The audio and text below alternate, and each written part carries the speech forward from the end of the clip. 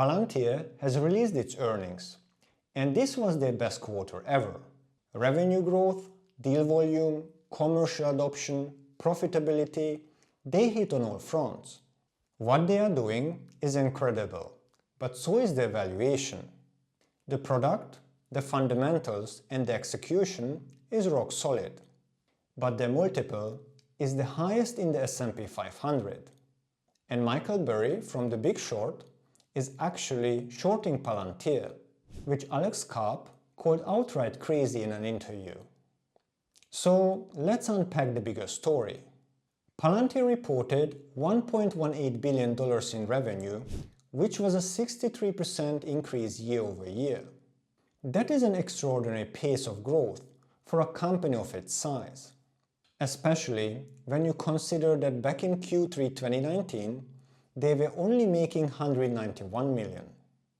To grow revenue more than 6 times in just 6 years is impressive by any standard, particularly in enterprise software, which is difficult to scale. They are just accelerating, growing at a speed no other company can match with a similar size.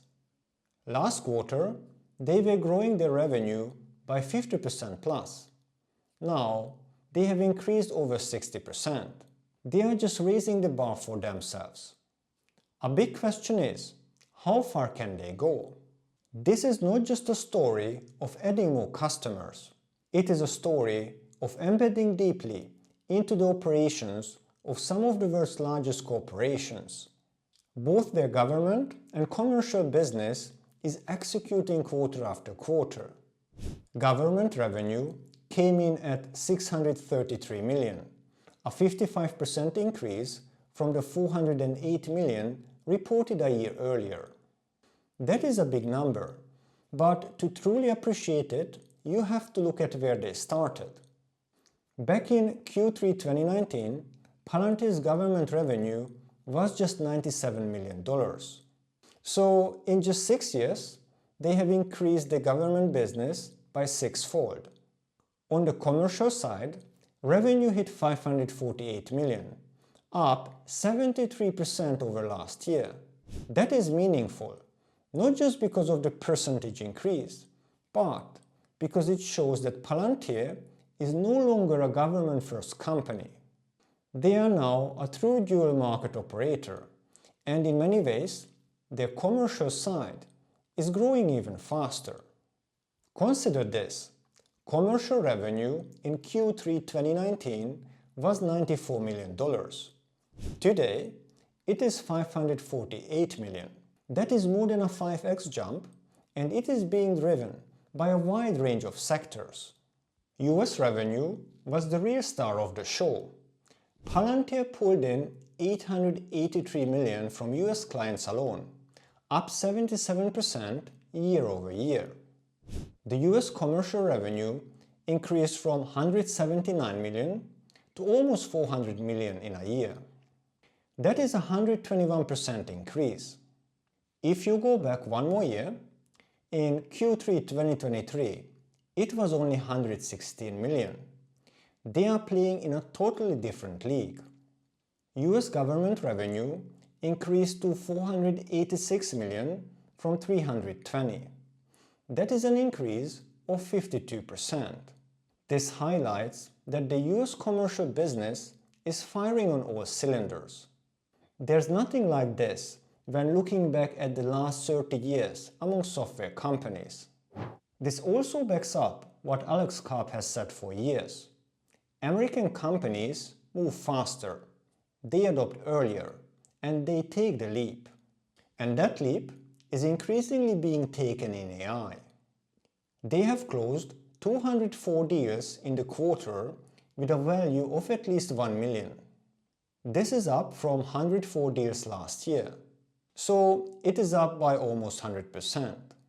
They have also closed 91 deals with a contract value of over $5 million.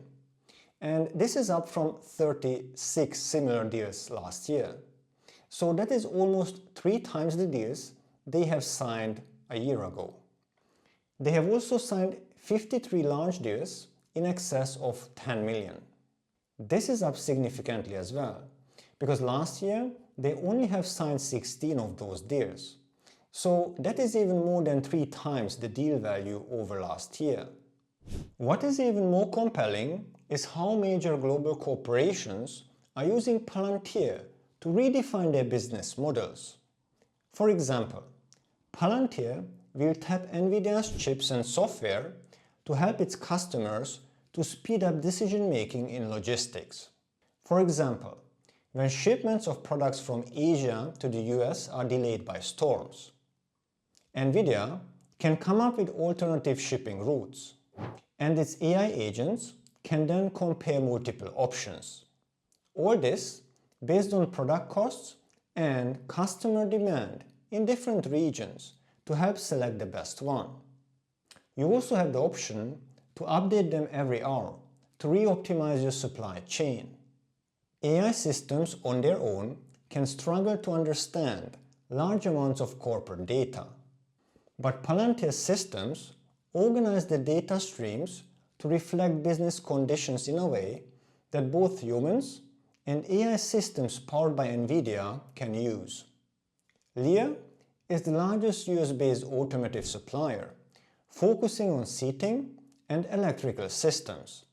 They are using Palantir to proactively manage tariff exposure, automate admin workflows, and balance manufacturing lines. The nuclear company is building an AI-powered deployment platform with tech-enabled systems. This will allow frontline teams to deliver America's next 100 reactors. The result will be low-cost and resilient energy. And then you have companies like American Airlines, BP, and HSS. BP is using the software to optimize its well failure management. They are claiming to get triple-digit returns year-on-year on the investment. American Airlines deployed Palantir to reimagine their network planning ecosystem, and they were saving tens of millions in the last year alone. While the Hospital for Special Surgery used Palantir to automate the insurance appeal process, and they have reduced 45 minutes of manual work into 5. And they have done this within 5 weeks. These aren't just cost-cutting tools. These are top-line growth drivers. Now, here's what they are guiding for the full year. Revenue of around $4.4 billion. And they're expecting that their US commercial revenue will increase by at least 104%. And that would get them to over $1.4 billion. Adjusted operating income of $2.1 billion. And they are guiding for a free cash flow of between $1.9 and $2.1 billion. So basically, they see continued strength across the board. Palantir is executing and growing fast. Use cases are expanding and span across almost every industry. What they are doing from an execution standpoint is unprecedented. I believe that this is the best pure AI software company on the market. However, valuations are a different story. Thanks for watching, and please give it a like, subscribe, and watch another video. See you in the next one. Thank you. Bye.